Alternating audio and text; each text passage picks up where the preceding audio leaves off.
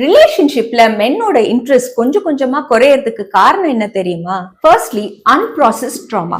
அவங்களுக்கு ஒரு பிரச்சனை இருக்கும், அது அவங்க வழியிலேயே போய் அவங்க சால்வ் பண்ணணும்னு நினைப்பாங்க. ஆனா அந்த டைம்ல நீங்க எனக்கு இம்பார்ட்டன்ஸ் கொடுக்கல, என்கிட்ட பேசல அப்படின்னு நினைச்சீங்கன்னா அது தப்பு.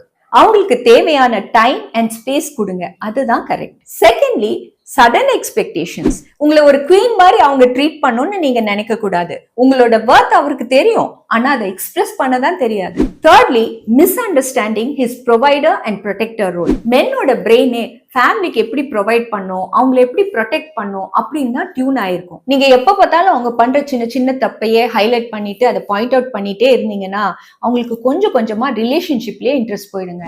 ஒரு பாயிண்ட்டுக்கு அப்புறம் நம்ம இந்த ரிலேஷன்ஷிப்கே லாய்க்கு இல்லடா அப்படின்ற லெவலுக்கு போயிடுவாங்க. ஒரு உமனா நம்ம இந்த விஷயங்களை நோட் பண்ணா நம்ம ரிலேஷன்ஷிப்பை சேவ் பண்ண முடியும்.